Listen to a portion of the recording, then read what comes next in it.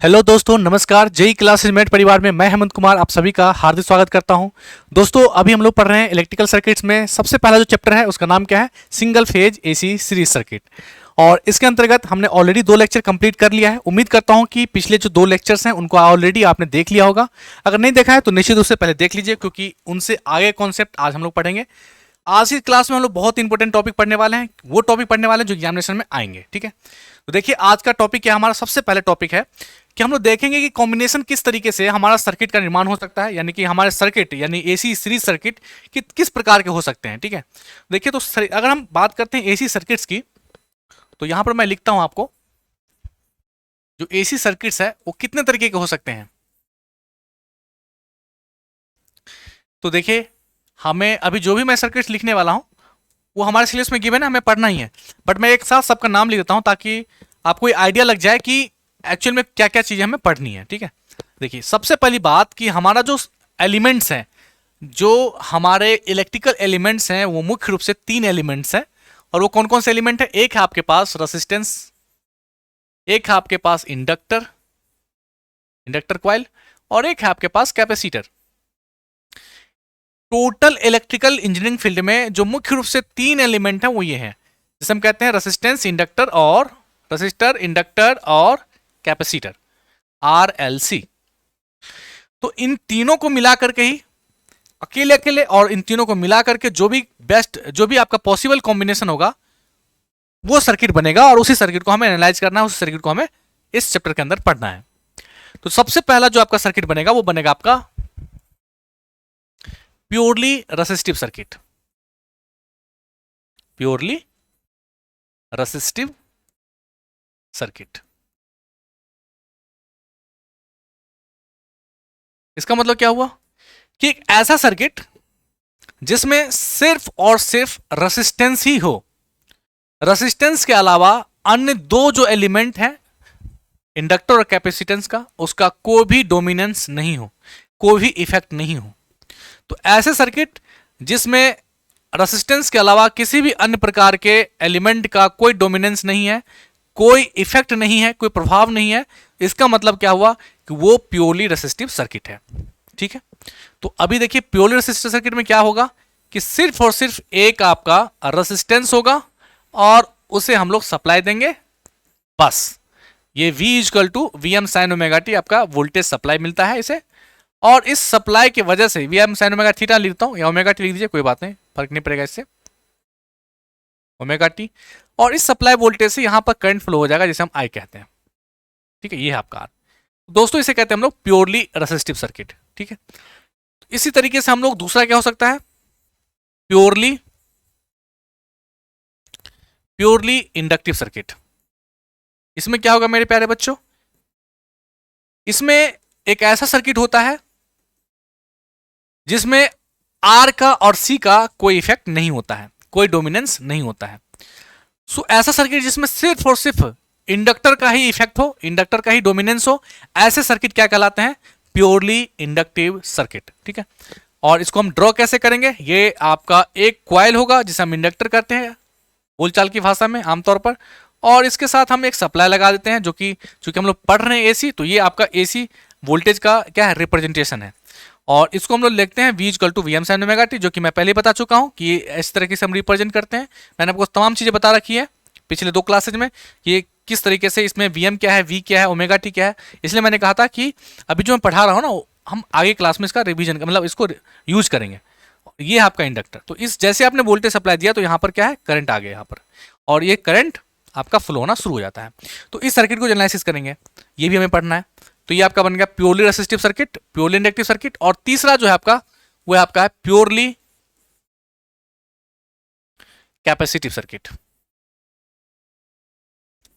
क्या है? Purely capacitive circuit. इसमें क्या है मेरे प्यारे बच्चों, इसमें एक ऐसा सर्किट होता है जिसमें सिर्फ और सिर्फ कैपेसिटर का इफेक्ट होता है। इनके अलावा बाकी के जो दो आपके एलिमेंट हैं लाइक रेसिस्टेंस या फिर इंडक्टेंस, इनका कोई भी प्रभाव नहीं होता है, इनका कोई भी प्रभाव नहीं होता है। यानी कि इसमें सिर्फ और सिर्फ कैपेसिटर का डोमिनेंस है, इसके अलावा बाकी के जो दो एलिमेंट है उसका कोई डोमिनेंस नहीं है, और इसीलिए इसका क्या कहला है, प्योरली। प्योरली का मतलब क्या होता है? प्योरली का मतलब यह कि बिल्कुल प्योर, शुद्ध, है ना। यानी कि जिस चीज को अब जैसे आप पढ़ रहे हैं, मान ली आप प्योरली कैपेसिटर सर्किट पढ़ रहे हैं, इसमें प्योर कैपेसिटर है, इनके अलावा और कोई सा भी एलिमेंट का कोई इफेक्ट नहीं है। देखिए ऐसा पॉसिबल नहीं है, प्रैक्टिकली ऐसा पॉसिबल नहीं है कि कोई सर्किट है उसमें रेसिस्टेंस का प्रभाव ना हो या फिर इंडक्टेंस का प्रभाव नहीं हो, ऐसा पॉसिबल नहीं है, प्रैक्टिकली पॉसिबल नहीं है। बट हमें एनालिसिस करना है कि अगर कोई ऐसा सर्किट है जिसमें अन्य जितने भी एलिमेंट हैं उनको हम लोग इग्नोर करते, निग्लेक्ट करते, तो उसको एनालिसिस करने के बाद हमें क्या रिजल्ट आता है, इस चीज को देखने के लिए हम लोग क्या करते हैं, एज्यूम कर लेते हैं कि हमारे पास जो सर्किट है वो प्योरली सर्किट है, चाहे प्योरली रेसिस्टेंस वाला सर्किट हो या प्योरली इंडक्टर वाला हो या प्योरली कैपेसिटर वाला हो। इफेक्ट होता है बट बहुत ही कम इफेक्ट होता है अन्य किसी एलिमेंट का जिसको हम लोग इग्नोर करते हैं। ठीक है, सो प्योरली का मतलब क्या हुआ कि अन्य जितने भी आपके एलिमेंट हैं वो इग्नोरेबल है, उनका इफेक्ट इग्नोरेबल है, कोई डोमिनेंस नहीं है। बाकी के जो प्योरली रेसिस्टिव सर्किट है तो उसमें सिर्फ और सिर्फ रेसिस्टेंस का डोमिनेंस है, इंडक्टिव सर्किट में सिर्फ और सिर्फ इंडक्टर का डोमिनियन है या फिर आप डोमिनेंस है, और आपका जो कैपेसिटर है प्योरली कैपेसिटर सर्किट उसमें सिर्फ और सिर्फ कैपेसिटर का डोमिनेंस है। ठीक है, तो उम्मीद करता हूं कि ये बात आपको समझ में आ गया होगा। ठीक है, चलिए अब नेक्स्ट बढ़िए आगे, और क्या सर्किट बन सकता है चौथे नंबर पे। चौथे नंबर पे बनता है आपका RL circuit. RL circuit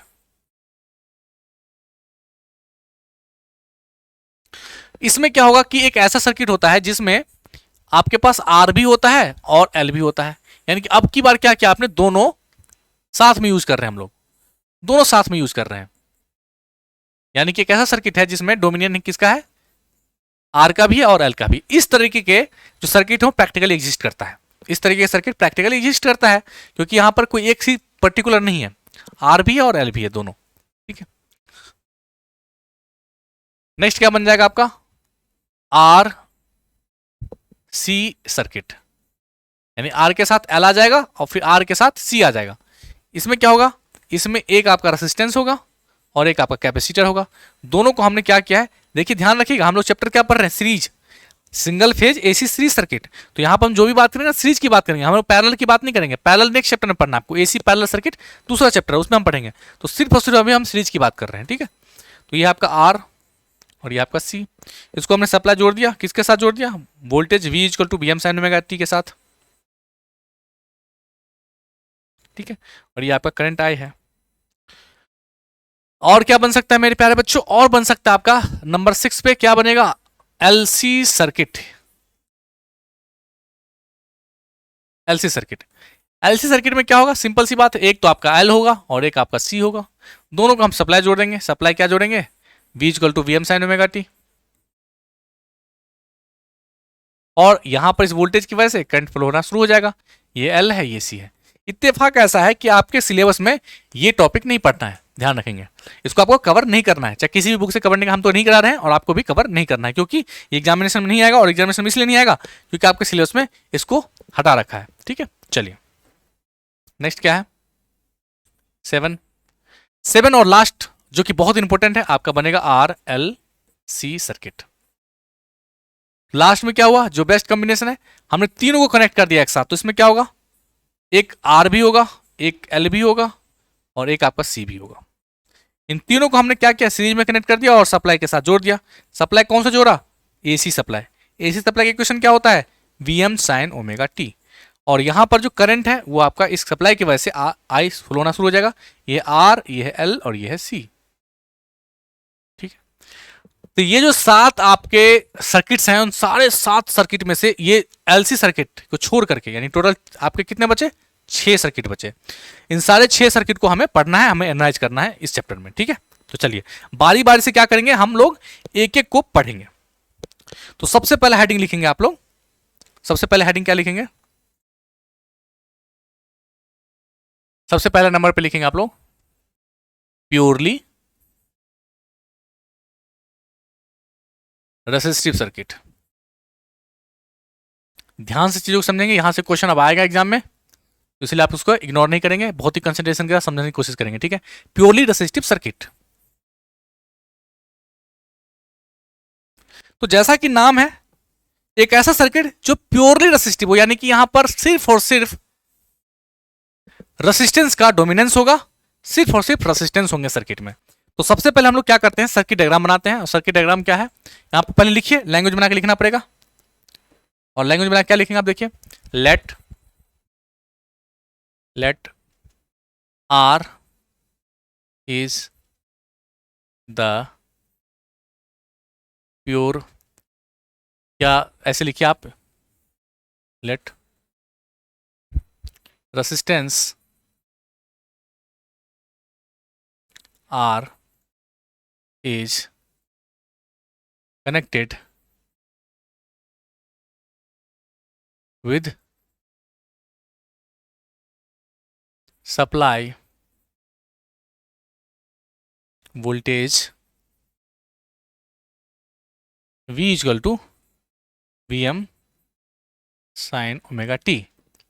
Resistance R is connected. Let resistance R is connected with the supply voltage V is equal to Vm sin omega t. तो ये सर्किट कैसा बनेगा, ये सर्किट कुछ इस तरीके बनेगा। आपके पास एक रेसिस्टेंस है, उसको आपने क्या कर दिया, एक सप्लाई के साथ कनेक्ट कर दिया है, तो कुछ इस तरीके का आपका ये बनेगा circuit.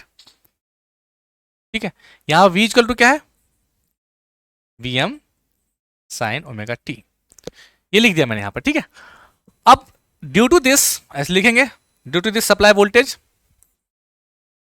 Due to this supply voltage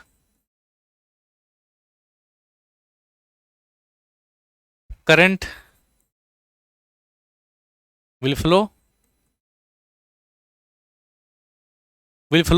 through,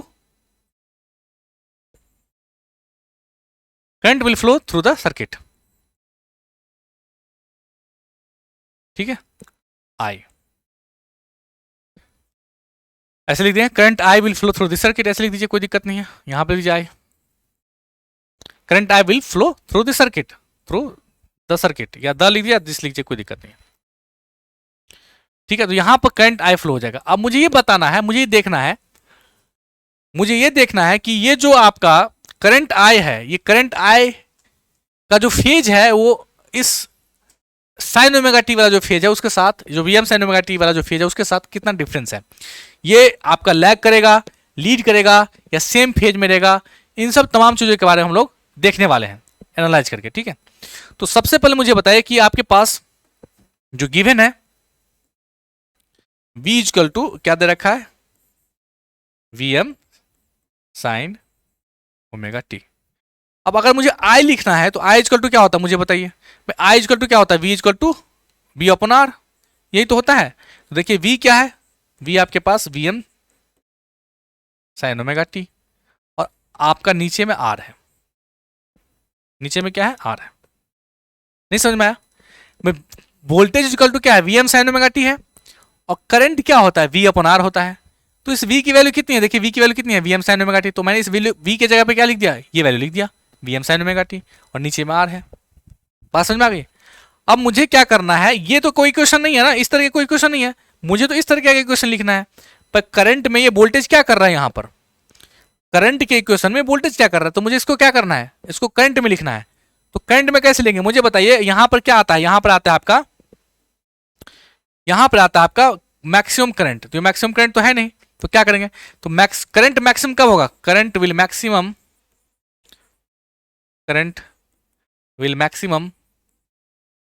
for sine omega t equal to 90 degree. यानी कि करंट जो है वो मैक्सिमम कब होगा, जब साइन ओमेगा टी 90 डिग्री हो जाएगा, और 90 डिग्री का मतलब यूनिटी, दैट इज यूनिटी। यानी कि मैक्सिमम वैल्यू कब होता है बताइए, साइन की मैक्सिमम वैल्यू कब होता है, जब साइन ओमेगा टी की वैल्यू 90 डिग्री, जब थीटा की वैल्यू 90 डिग्री हो जाए। ऐसे लिखिए, ये इसको आप मिटा दीजिए,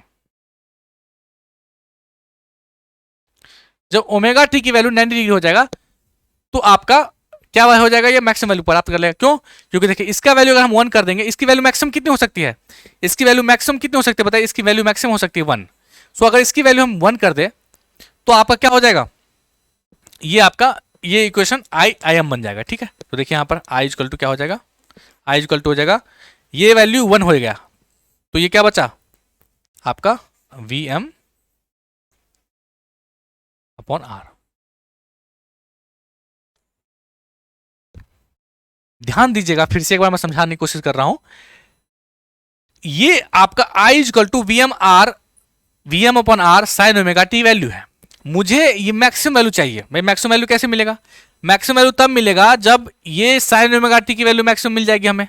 और साइन ओमेगा टी की मैक्सिमम वैल्यू कितनी हो सकती है? 1 हो सकती है। मैंने अभी बताया था पिछले क्लास में कि साइन की मैक्सिमम वैल्यू कितनी हो सकती है? 1 हो सकती है। तो अगर पूरे की वैल्यू अगर मैं 1 पुट कर दूं तो क्या हो जाएगा? ये जो वैल्यू अभी आई है वो क्या बन जाएगा? आई एम बन जाएगा, यानी कि मैक्सिमम बन जाएगा। तो इसको मुझे मैक्सिमम बनाने के लिए मैंने क्या किया? साइन ओमेगा टी की वैल्यू को 1 लिख दिया। तो जब साइन ओमेगा टी की वैल्यू को आपने 1 रख दिया तो ये बन गया मैक्सिमम।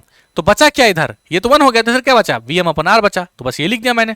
ये बन गया आई एम, क्योंकि मैक्सिमम वैल्यू क्यों मैक्सिमम बन गया? क्योंकि omega T sign omega T की वैल्यू 1 लिख दिया मैंने, तो ये मैक्सिमम बन गया। और ये मैक्सिमम की वैल्यू कितनी आई? ये 1 हो गया, तो बचा कितना? वी एम अपन आर बचा। ये इंपॉर्टेंट टर्म है, इसको बार बार यही चीज यूज होगा, आगे टॉपिक में भी यही यूज होगा, तो इसलिए बढ़िया समझने की कोशिश कीजिए। तो ये बात समझ में आ गई आपको? ठीक है। अब देखिए, अब यहां से बात समझने की कोशिश कीजिए कि जब आपके पास v इक्वल टू, सॉरी यहां पर क्या था? I equal to V M upon R था, और ये आपके पास साइन ओमेगा टी था। और अभी अभी आपने देखा कि जो आई एम की वैल्यू है वो क्या है? वी एम अपॉन आर है। यही तो देखा आपने वैल्यू। अभी अभी वैल्यू क्या देखा आपने? देखिए यहां पर आई एम की वैल्यू कितनी है? वी एम अपॉन आर है। तो आप एक काम नहीं कर सकते क्या? इस वी एम, ये वी एम अपॉन आर जो यहां पर लिखा है मैंने अभी, ये वाला इक्वेशन यहां पर, इस वी एम अपॉन आर के जगह पे क्या आप आई एम पुट नहीं कर सकते हैं? ये बताइए मुझे। जो आपने देखा कि ये आई एम जो वैल्यू है, ये आई एम क्या है? वी एम अपॉन आर है।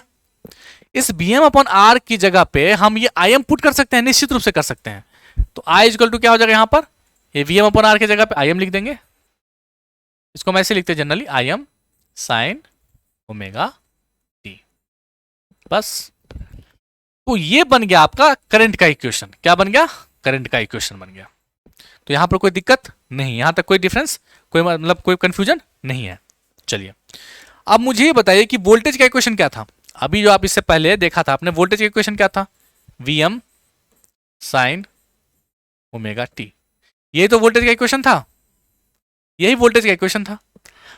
अब देखिए कि यहां पर ये I M sine omega t और ये V M sine omega t, दोनों में फेज डिफरेंस कितना है?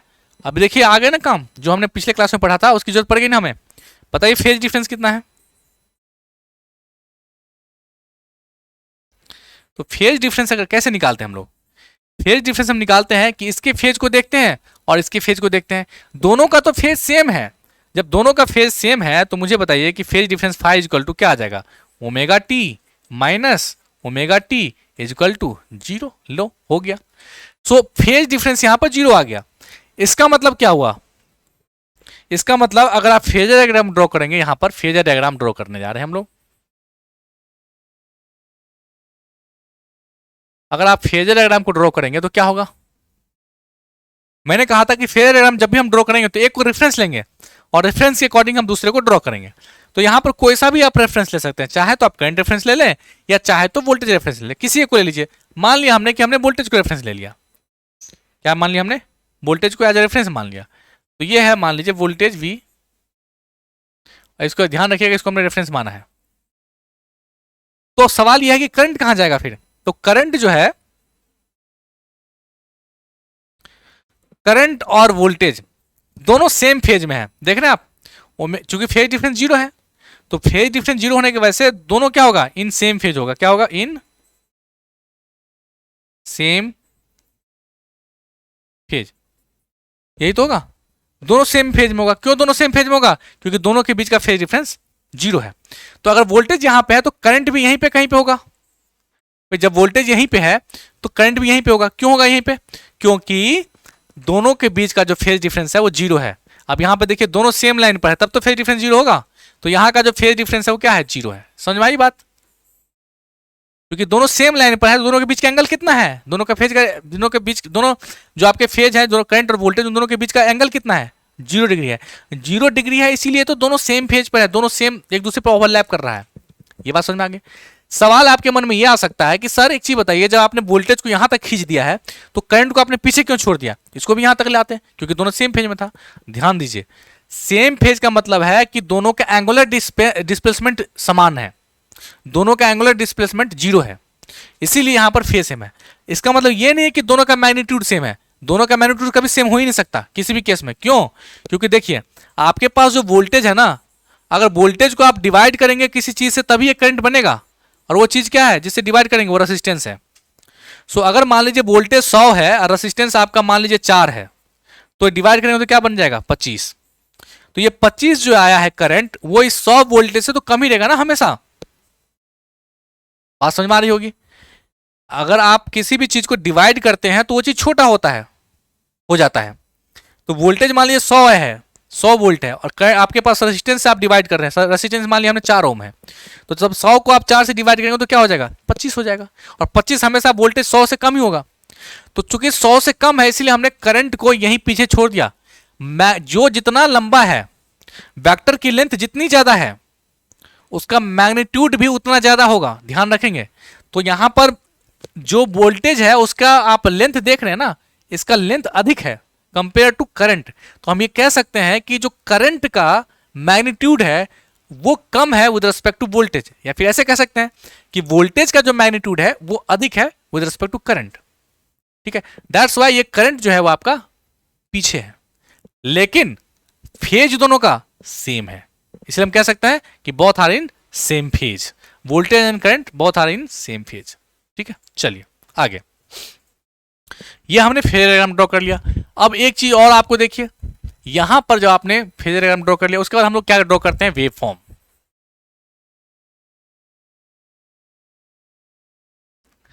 वेव फॉर्म कैसे ड्रॉ करेंगे? तो वेव फॉर्म के लिए क्या करते हैं हम लोग? ड्रॉ करते हैं बारी बार से, कुछ नहीं है, आसान है। एक बार तो हम लोग पहले क्या करते हैं, वोल्टेज को ड्रॉ कर लेते हैं। ये आपका ओमेगा टी है, अब वोल्टेज तो साइनसोइडल है तो इसको सिंपली ऐसे ड्रॉ कर लेते हैं। ठीक है, ये क्या है आपको पता है? वी वोल्टेज है, V equal to V M sine omega t. सवाल यह है कि करंट को कहां लाए हम? करंट को कहां लाए बताइए? तो करंट को हम लोग कैसे लाएंगे? देखिए इधर, ये जो है आपका करंट है और ये आपका वोल्टेज है, दोनों के बीच का एंगल क्या है? सेम है, ओमेगा टी है, ओमेगा टी है। तो कोई दिक्कत नहीं है, यानी कि दोनों सेम ही फेज बनेंगे। लेकिन दोनों का मैग्नीट्यूड क्या है? एक दूसरे से, किसी का एक ज्यादा है, किसी एक का कम है। तो करंट का कम है तो करंट का आपका नीचे रहेगा, लेकिन शुरुआत कहां से होगा? सेम फेज से शुरुआत होगा। तो अगर ये जीरो से शुरुआत किया है, पर ये देख लीजिए, ये क्या है बताइए मुझे? ये आपका पाई बाय 2 है, ये जीरो था। ये क्या होता है आपको पता है? पाई है। ये क्या आपको ये भी पता है? 3 पाई बाय 2। और ये क्या आपको ये पता है? 2 पाई। सिंपल। सो देखिए, सेम फेज का मतलब अगर वोल्टेज जीरो से शुरू हो रहा है तो करंट भी यही शुरू होगा। अगर वोल्टेज पाई बाय 2 पे मैक्सिमम है तो करंट भी मैक्सिमम पाई बाय 2 पे ही होगा। अगर ये फिर जीरो पे पाई पर जीरो हो रहा है वोल्टेज, तो करंट भी यहीं आके जीरो होगा। आगे इस तरह से चलता रहेगा। सेम फेज का मतलब ये हुआ कि जहां से शुरू हो रहा है, जहां से मैक्सिमम हो रहा है, जहां पे खत्म हो रहा है, साथ साथ होगा, सेम एंगल पे होगा। लेकिन मैग्नीट्यूड जो है करंट का वो कम रहेगा, तो इसका मतलब उसकी जो मैग्नीट्यूड है कम रहेगा, मतलब उसका एम्पलीट्यूड कम रहेगा, यानी कि वो नीचे रहेगा इससे। ठीक है, देखिए ध्यान से। तो करंट को हम ड्रॉ करेंगे, यहीं से स्टार्ट करेंगे, बट इसकी हाइट थोड़ी सी कम रखेंगे हम लोग। हाइट कम क्यों रखेंगे? क्योंकि इसकी मैग्नीट्यूड जो है वो कम है।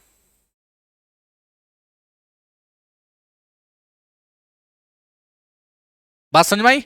देखिए यहां पर मैक्सिमम जो है, ये यहां पर भी, इसके लिए भी मैक्सिमम यहीं पे हो रहा है, पाई बाय 2 पे ही हो रहा है। दिख रहा है आपको?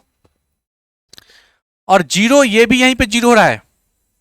जहां पे करंट जीरो हो रहा था, सॉरी, जहां पे वोल्टेज जीरो हो रहा था वहीं पे करंट भी जीरो हो रहा है, लेकिन इसकी मैग्नीट्यूड कम है। फिर अगेन ये मिनिमम हो रहा है कहां पे? 3 पाई बाय 2 पे, तो ये भी मिनिमम 3 पाई बाय 2 पे ही हो रहा है। और ये फिर से जीरो हो रहा है कहां पर? 2 पाई पे, तो ये भी 2 पाई पे ही जीरो हो रहा है। तो इससे क्या समझ में आया आपको?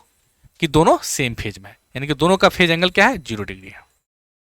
ठीक है, तो उम्मीद करता हूं कि आपको जो ये वेव फॉर्म है या फेजर डायग्राम है for the purely resistive circuit आपको समझ में आया होगा। ठीक है, तो ये तो हो गया आपका वेव फॉर्म, किसके लिए? प्योरली रेसिस्टिव सर्किट के लिए। अब हम लोग बात करेंगे किसकी? हम लोग बात करते हैं हम लोग नेक्स्ट टॉपिक, यानी कि प्योरली इंडक्टिव सर्किट की।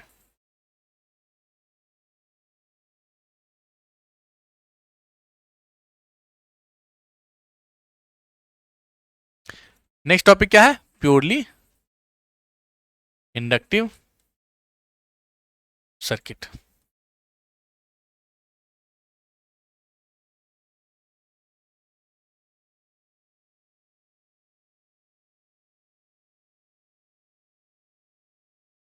प्योरली इंडक्टिव सर्किट है। तो यहां पर क्या होगा, देखिए थ्योरी में बाबा नहीं लिखूंगा, थ्योरी वालेगा जहां हम लिखा था कि let R is connected with supply voltage V M V equal to V M sine omega t. यहां पे क्या लिखेंगे, let L be the inductor which is connected through the supply voltage V equal to V M sine omega t, है ना। बस current will be flow through for this voltage supply that is small I current.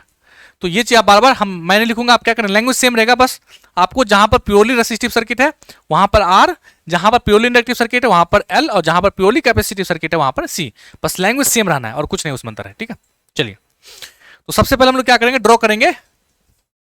सबसे पहले हम draw करेंगे circuit. Electric circuit कैसे बनेगा, इसमें आपका एक ही एलिमेंट रहेगा, इसलिए प्योरली है, और प्योरली कौन सा है, इंडक्टिव सर्किट है, इसलिए हम लोग इसको ड्रॉ करते हैं इस तरीके से। और हमने क्या किया, यहां पर इसे सप्लाई के साथ जोड़ दिया, ये है आपका एल, ठीक है, ये आपका एल है। तो ये आपका V इक्वल टू क्या है, V M sine omega t है। और चूंकि आपने ये वोल्टेज सप्लाई कनेक्ट कर दिया है इस एल के साथ, तो इस वजह से, इस वोल्टेज सप्लाई की वजह से यहां पर करंट आई फ्लो होना शुरू हो जाएगा। तो मुझे फिर से यही देखना है कि ये जो हमारा V equal to V M sine omega t है, और अभी जो आई लिखा हमने इस वोल्टेज की वजह से, उनका फेज कितना आएगा, सेम फेज में आएगा, कुछ फेज कम आएगा, या कुछ फेज ज्यादा आएगा। ये तीन ही पॉसिबिलिटी है, और तीनों पॉसिबिलिटी हम लोग ऑलरेडी बात कर चुके हैं। तो मुझे देखना है कि उन तीनों पॉसिबिलिटी में से इस प्योरली इंडक्टिव सर्किट में से कौन सा केस आएगा, ये देखना है हमें, लीड करेगा, लैड करेगा, या फिर सेम फेज में रहेगा। अभी आपने देखा प्योरली रेसिस्टिव सर्किट में, जिसमें हमने क्या देखा कि उसमें आपका सेम फेज में था, लेकिन इसमें क्या सेम फेज में रहेगा, या लैग करेगा, या लीड करेगा, इस चीज को हमें चेक करना है। तो चेक कैसे करेंगे, इसके लिए देखिए क्या है, आपको पता है, अगर मुझे VL लिखना है, देखिए यहां पर वोल्टेज क्या ड्रॉप होगा, यहां पर वोल्टेज ड्रॉप होगा VL। So VL equal to क्या लिखते हैं, VL का मतलब क्या है, voltage drop in inductor, voltage drop in inductor. तो वोल्टेज ड्रॉप इन इंडक्टर क्या लिखते हैं आप लोग, L D I by D T. ये पढ़ा आपने या नहीं पढ़ा, पढ़ा जरूर होगा फर्स्ट ईयर में। अगर नहीं पढ़ा तो याद रख लीजिए कि वोल्टेज जो होता है आपका इंडक्टर के रिस्पेक्ट में, इंडक्टर के क्रॉस जो वोल्टेज होता है वो हमेशा VL equal to L D I by D T है। यहाँ VL इंडक्टर वोल्टेज है, L आपका इंडक्टेंस है, D I by D T क्या है, टाइम का जो वेरिएशंस होता है विद रिस्पेक्ट टू टाइम वो है, ठीक है। चलिए, तो यहां तो VL है, यहां तो VL है। देखिए जो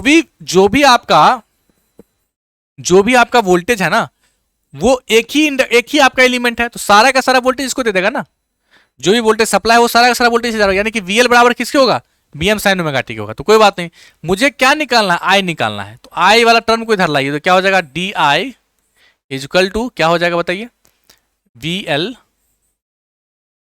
VL अपॉन L, और ये क्या होगा, डी आई अगर आप लिखेंगे तो ये L D I by D T हो जाएगा, L डी आई, और ये क्या हो जाएगा, VL डी टी हो जाएगा, ठीक है, VL डी टी हो जाएगा, ठीक है। अब आप क्या करेंगे, दोनों तरफ आप इंटीग्रेट कर देंगे, दोनों तरफ इंटीग्रेट यानी integrating both side, integrating both side. जब आप दोनों तरफ इंटीग्रेट करते हैं तो फिर क्या होता है, देखिए ध्यान से,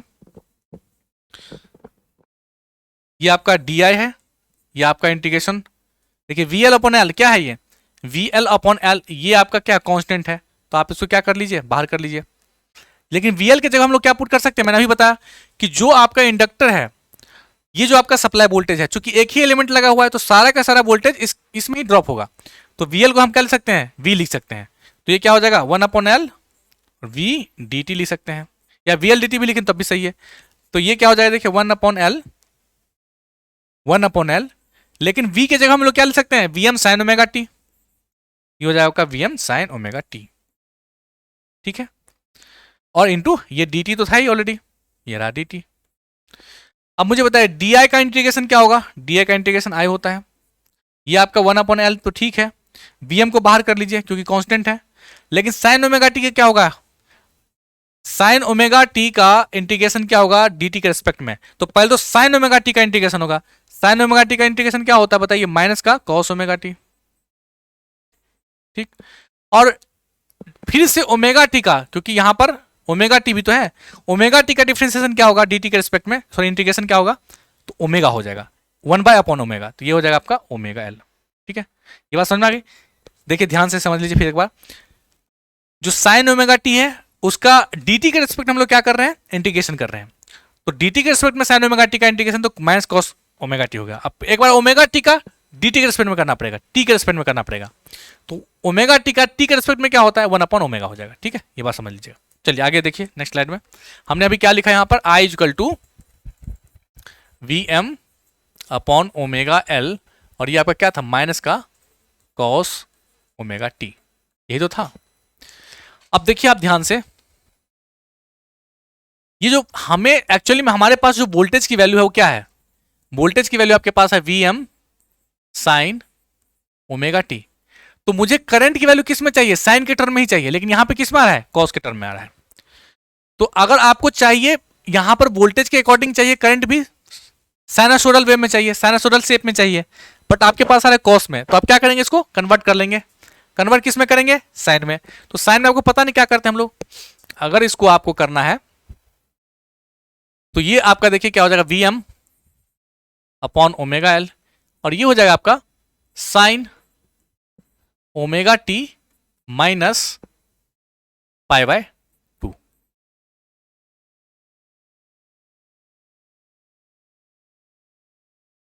साइन ओमेगा टी माइनस π/2, इसका मतलब क्या हुआ, देखिए ध्यान से, इसका मतलब क्या होगा, देखिए अगर आपको लिखना है, देखिए आप लिखते हैं ना कि cos sine omega T plus π/2, ये क्या होता है आपका, ये हो जाता है आपका, ये बराबर हो जाता है आपका क्या, कॉस ओमेगा टी। ठीक है, तो मुझे यहां पर माइनस कॉस ओमेगा टी, तो माइनस से मल्टीप्लाई करने क्या हो जाएगा, उल्टा हो जाएगा, जस्ट ओमेगा टी माइनस π/2 हो जाएगा, सिंपल। ठीक है, तो ये बात आप ध्यान रखेंगे। तो देखिए अब आपको क्या करना है, ये जो ओमेगा एल है, इस ओमेगा एल को हम क्या लिख सकते हैं, ये ओमेगा एल एक्चुअली में क्या है आपका, इंडक्टिव रिएक्टेंस है, इसको क्या कहते हैं हम लोग, इस ओमेगा एल को, इस ओमेगा एल को हम लोग लिखते हैं एक्सएल, और एक्सएल क्या होता है आपका, इंडक्टिव रिएक्टेंस, इंडक्टिव रिएक्टेंस। देखिए इंडक्टिव रिएक्टेंस क्या है, ये इसका काम वही है जो आपका रेसिस्टेंस का होता है, यानी कि जो चेंज इन करंट है इंडक्टिव सर्किट में, इंडक्टिव सर्किट में उसका ये अपोज करता है। रेसिस्टेंस क्या करता है, किसी भी कंडक्टर में रेसिस्टेंस जो क्या करता है, किसी भी सर्किट में जो करंट का फ्लो है उसका अपोज करता है।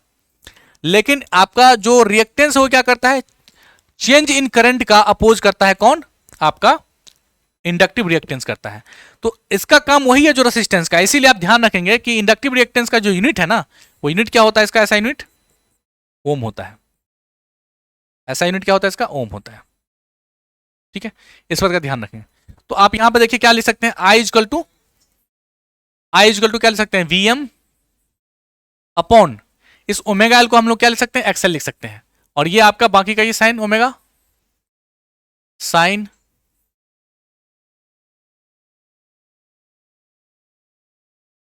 साइन ओमेगा टी माइनस का π/2, ये है ऑलरेडी। अब देखिए जैसे मैंने कहा कि इंडक्टिव रिएक्टेंस एक्सएल का काम वही है जो रेसिस्टेंस का है, तो सिंपल सी बात है कि वीएम अपॉन एक्सएल, ये वैल्यू हो जाएगा आपका। देखिए अब मुझे क्या करना है, मैक्सिमम वैल्यू चाहिए, मुझे क्या चाहिए, मैक्सिमम वैल्यू चाहिए। तो मैक्सिमम वैल्यू कैसे निकलेगा, मैक्सिमम वैल्यू तब हो सकता है, ये आपका आई जो है मैक्सिमम तब होगा जब ये पूरा का पूरा वैल्यू क्या हो जाएगा, मैक्सिमम। ये पूरा का वैल्यू मैक्सिमम कितना होता है, 1 होता है। कैसे 1 होता है, ये साइन टर्म है ना, साइन थीटा है, ये पूरा का पूरा एंगल थीटा है मान लीजिए, तो साइन थीटा 90 डिग्री होगा, थीटा इक्वल टू 90 डिग्री होगा, तो साइन थीटा क्या हो जाएगा, 1 हो जाएगा।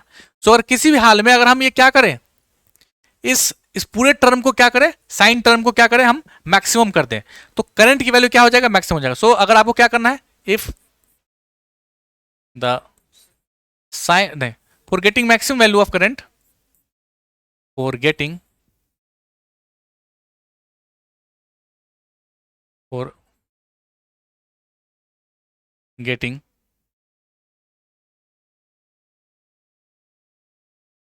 maximum value of current, sine term must be unity. अगर आपको मैक्सिमम करंट चाहिए तो आपका जो साइन टर्म है वो यूनिटी होना चाहिए। तो ऐसे केस में क्या होगा कि I इजकल टू आपका ये I जो क्या हो जाएगा, IM बन जाएगा, और IM बन के क्या बनेगा, वैल्यू क्या बच जाएगा, XL। ऐसा कैसे हुआ, देखिए ये टर्म आपने यूनिटी कर दिया तभी तो इसकी वैल्यू मैक्सिमम होगी। भाई इसकी ये दोनों तो कांस्टेंट है, इसमें तो कुछ चेंज ला नहीं सकते हम, लेकिन फिर भी मुझे मैक्सिमम चाहिए। तो मैक्सिमम तो वेरिएबल क्या है, यही तो है, एंगल ही थीटा ही तो वेरिएबल है, यानी थीटा को हम चेंज कर सकते हैं। तो थीटा को हमने चेंज कर दिया, थीटा को कितना चेंज करे कि ये वैल्यू मैक्सिमम हो जाए। तो थीटा की मैक्सिमम वैल्यू लाए हम, थीटा की किस वैल्यू के लिए वैल्यू मैक्सिमम हो जाएगा, साइन टर्म, थीटा के 90 डिग्री के लिए हमारा ये वैल्यू पूरा मैक्सिमम हो जाएगा। तो मैक्सिमम कितना होगा, यूनिटी। साइन की टोटल वैल्यू मैक्सिमम कितनी हो सकती है, 1 हो सकती है। सो इसको मैंने 1 पुट कर दिया, तो पूरा का पूरा वैल्यू 1 हो गया। तो बचा कितना, मात्र ये बचा Vm अपॉन एक्सएल। तो ये हमने Vm एक्सएल कर दिया, और ये Vm अपॉन एक्सएल क्या है, Im है, यानी कि मैक्सिमम करंट है।